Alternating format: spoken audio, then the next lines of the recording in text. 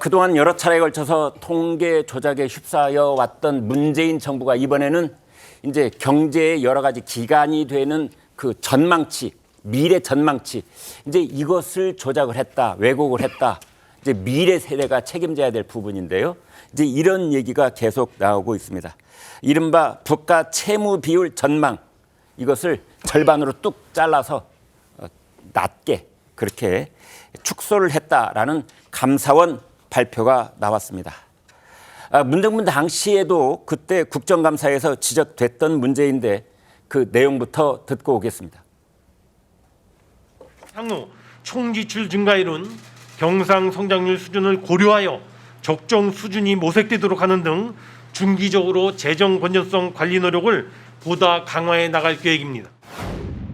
총 지출 증가율을 경제 성장률만큼으로 묶어놓는다라는 것은 정부의 선언이지요.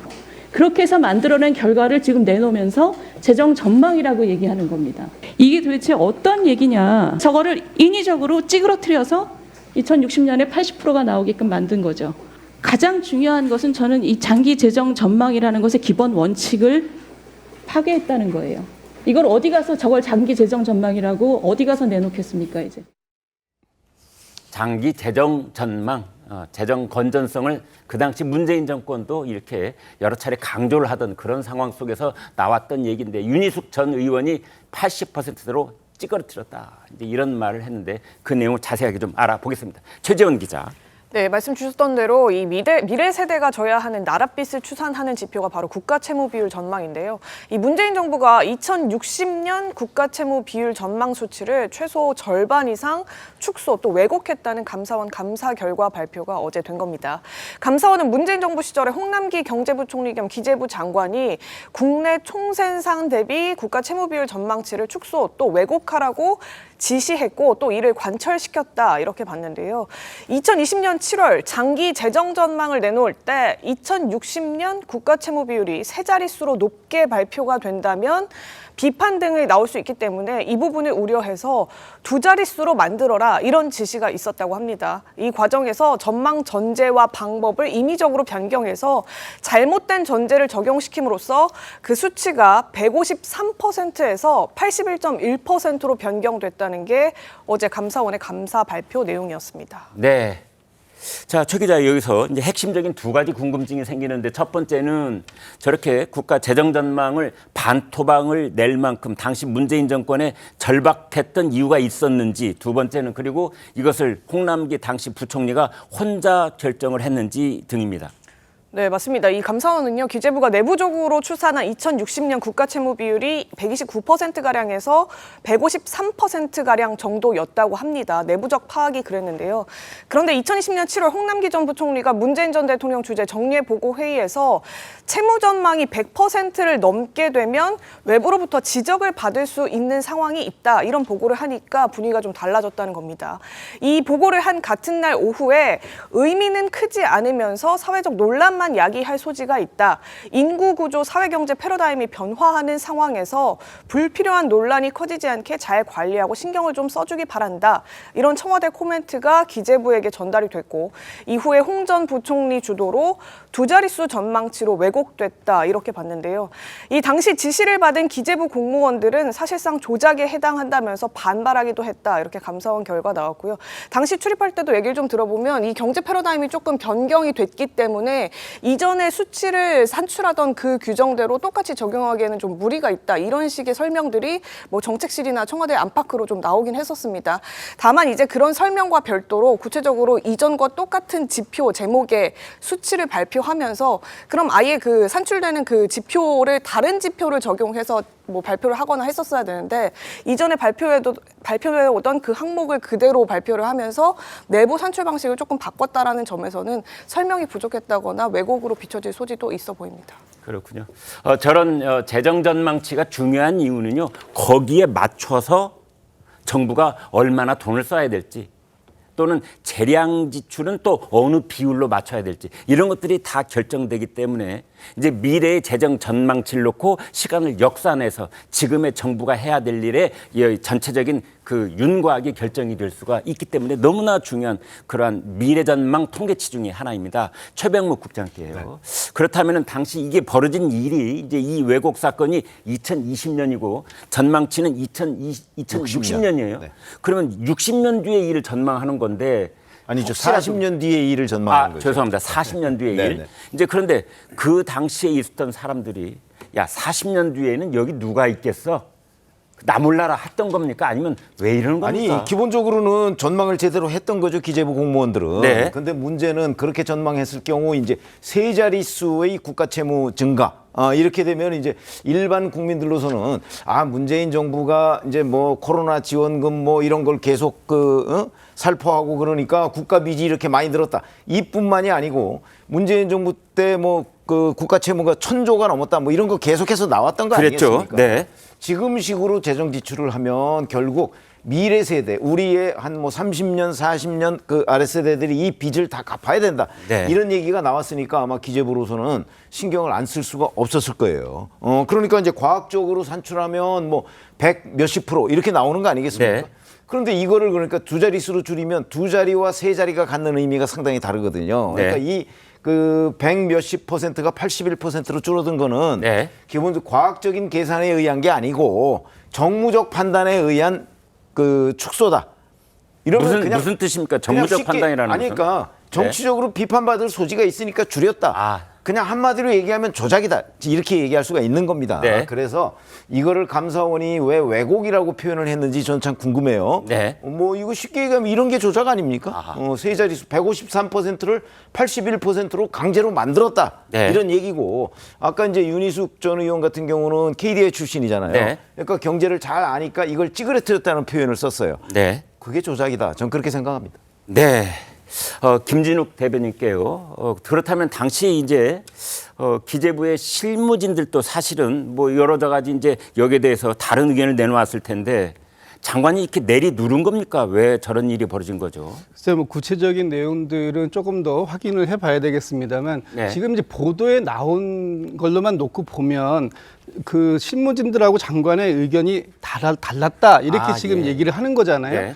근데 이게 이제 그 당시로서 봤을 때는 이 홍남기 부총리가 이렇게 얘기를 했더라고요. 네. 계산법을 달리할 수 있는 거 아니냐. 예. 그러니까 전망치입니다. 40년 뒤에 어떤 상황이 올 거다라는 걸 전망할 때는 네.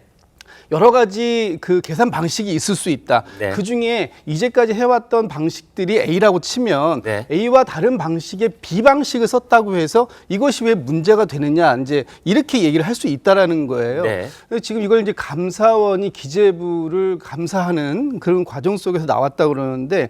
감사원이 이 통계 조작에 대해서 얘기한 것은 이번이 처음은 아니지 않습니까? 그렇습니다. 지난번에 강신욱 통계청장한테 소득 통계 조작이 있었다라는 것으로 해서 또 감사원이 고발을 했습니다. 네. 근데 결국 이 사건은 무혐의 처리를 받거든요. 네. 경찰로부터. 그렇다면 이런 방식들을 가지고 그 앞으로 향후 세대에서 나올 수 있는 것들에 대한 추계를 할 때 어떤 추계 방식을 쓸 것이냐 하는 것은 정부의 재량권 범위 내에 있는 거 아니냐 이렇게도 또 얘기할 수 있는 그 방법도 있다. 그래서 이것이 그 요번에 뭐 감사원이 보니까 발표만 하고 고발 조치까지 이루어지지도 않았어요. 네. 그렇다면 이것은 약간의 어떤 정치적 공세 뭐 이런 부분도 있을 수 있다 이렇게 야당에서는 주장할 수도 있는 그런 근거를 남겼다라고 봅니다. 그렇군요. 이 국가 채무의 미래치를 이제 전망하는 거는 과학적 근거도 있겠으나 또는 과학적 근거에는 또 여러 가지 이제 계산 방식이 있어서 말하는 사람에 따라서 달라질 수 있는 것 아니냐 이제 이런 분석이신데 그러나 아무튼 그 결과를 놓고 봤을 때 홍남기 당시 기획재정부 장관은 그 국가 채무 비율을 낮추는 쪽으로 그 분석 방법을 선택한 건 피할 수 없는 사실이다. 이렇게 볼 수 있겠습니다. 문재인 정부 통계 조작 지금 말씀 주셨는데 이번이 처음은 아닙니다. 지난해 감사원 감사 결과 부동산 그리고 이른바 소주성, 주도 성장에 따라서 잘 사는 사람과 못 사는 사람의 이 폭이 점점 좁혀졌다. 이제 이런 결과를 내놓고 싶어 했거든요. 문재인 정권은. 그런데 알고 보니 그것도 조작된 통계가 있었다더라. 이제 이런 건데요. 당시에 정치권이 발칵 뒤집혔었죠. 관련 내용 보고 오겠습니다. 감사 결과 대통령 비서실과 국토교통부 등은 통계청과 부동산원을 압박하여 통계 수치를 조작하거나 왜곡하게 하는 등의 불법 행위를 한 사실이 확인되었습니다. 국가 권력이 통계 손을 대어 조작 뉴스를 만들고 국민을 속이는 상상도 못할 통계 농단을 벌였다는 것입니다. 국정 조작이고 최악의 국정농단입니다. 있지도 않은 통계 조작을 만들어낸 감사원의 조작 감사야말로 국기문란입니다.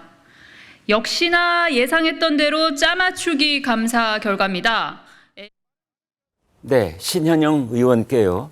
이제 야당에서는 감사원이 조작을 하고 있다 이런 반발인데 어떻게 봐야 됩니까? 실제로 뭐 윤석열 정권 들어오고 나서 계속 전 정권 탄압이나 야당 탄압을 하는 여러 가지 그런 공세들이 있었습니다. 그런 과정에서 이런 감사원 감사에 대한 부분도 사실은 전 정권 망신주기 방향으로 가고 있는 거 아니냐라는 문제 제기도 있었고요.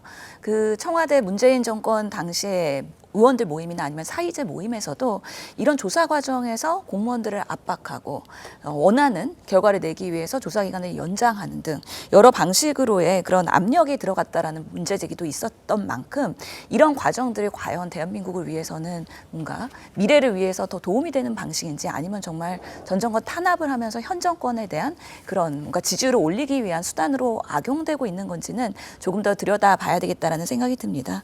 무엇보다도 이런 국가의 그런 장기적인 통계 지표에 있어서는 당연히 일관성과 합리성은 매우 중요하다고 생각을 하고요. 만약에 그런 통계 방식에서의 전환이 있어야 된다고 하면 당연히 그런 과정에 있어서의 전문가위원회 또는 국가위원회를 통해서 의결을 하고 이게 통과가 돼야 되는 심의 과정을 거쳐야 된다고 생각을 합니다. 그런 부분에 있어서의 우리 대한민국의 전문성, 합리성을 유지할 수 있는 방식으로 앞으로도 계속 이런 통계와 지표 관리가 잘 되었으면 하는 바람을 가져봅니다. 네, 아무튼 이런 논란을 벌이는 모든 것들이 이제 미래에는 제발 그러지 말자. 보다 합리적이고 객관적이고 전문성이 있는 그런 국가 통계 지표가 관리돼야 된다. 여기에 누가 이론이 있겠습니까? 그런데 이제 지금 말씀 주신 내용 중에 감사원이 혹시 강압적으로 조사를 한 것 아니냐 이런 의문 제기는 사실은 꾸준히 있어 왔는데 뭐 그거 포함해서 이번에도 말이죠. 이렇게 이제 국가 미래 그 재정 전망치를 내놓았는데 거기에 만약 조작이 있었다면 당시 핵심 책임자이진 그 홍남기 부총리를 어떻게든 사법 처리를 해야 되는 거 아닌가 이제 이런 생각이 얼핏 드는데 그러지 않기로 했답니다. 감사원에서는 수사 의뢰를 하지 않기로 했다는데 이것도 좀 고개를 갸웃하게 하는데요. 성재준 의원님. 아니 그러니까요. 사실상 이거를 상식적으로 생각을 해봤을 때 네. 당시 이제 홍남기 이제 부총리이자 그리고 또 동시에 기재부 장관이었습니다. 근데 기재부 장관이자 부총리가 이거를 모르는 상태에서 기재부 직원들이 할 수가 있는가, 통계부 어떤 직원들이 할 수 있는가라는 의문이 남을 수밖에 없죠. 그래서 사실 이 문제 같은 경우는 이제 뭐 정치 공세다 아니면 뭐 전 정권 뭐 망신 주기다 이런 얘기가 나오는데 네. 전 정권에 대한 망신 주기가 아니라 이거는 대한민국에 대한 망신입니다. 하다가 이게 40년 뒤에 있는 경제 어떤 문제에 대해 가지고 오죽 자신감이 없었으면은 소득주도 성장이라는 정책에 대해서 오죽 그 자신감이 없었으면은 이 조작까지 했다라는 얘기가 나오겠습니까? 저는 감사원에 대해서도 아마 민주당이 조금 있다가 시간 지나면 특검하겠다 또 이런 얘기가 나오지 않을까 벌써부터 걱정이 돼요. 추경호 이제 당시 기재부 이제 그 기획재정위 위원 같은 경우는 기재부에서 무슨 뭐 마술을 부리고 있다라고도 표현했습니다. 근데 이게 보니까 마술이 아니라 완전 기적 수준인 거예요. 153% 가까이 되는 국가 채무를 81%로 줄여버린다라고 한다면 이게 마술이 아니면 도대체 뭐겠습니까? 완전 기적 수준이 되는 것이죠. 저는 이 부분에 대해 가지고 지금 민주당에서 뭐 추경호 지금 이제 뭐 뿐만 아니라 많은 분들이 지적을 하고 있습니다만 전 정권 망신 주기 이렇게 정치 공세로 오히려 묶어갈 것이 아니라 지금이라도 대한민국의 망신 중 부분에 대해 가지고 사죄해야 된다라고 봅니다. 네. 정권에 대한 망신이 아니라 국가에 대한 망신일 수가 있다. 이제 이런 건데요. 아무튼 여러분 다 기억하실 겁니다. 월성 1호기 조기 폐쇄를 위한 경제성 조작 사건. 또 뭐 이 집값 특히 이제 가장 민감한 아파트값 주간 동향에 대한 통계 수치가 올라오면 그걸 다시 내려보내 가지고 처음부터 부동산원에게 뭔가 압박을 가했던 정황에 대한 의혹 제기들. 이제 그리고 뭐 소득주도 성장에 따른 그 빈부격차의 축소 이걸 이제 문재인 정권은 바라고 있던 건데 그와 반대되는 결과가 나오자 이걸 또 어찌어찌 만졌다 뭐 이런 거. 그리고 이번에 이제 재정 전망치 얘기까지 나온 겁니다.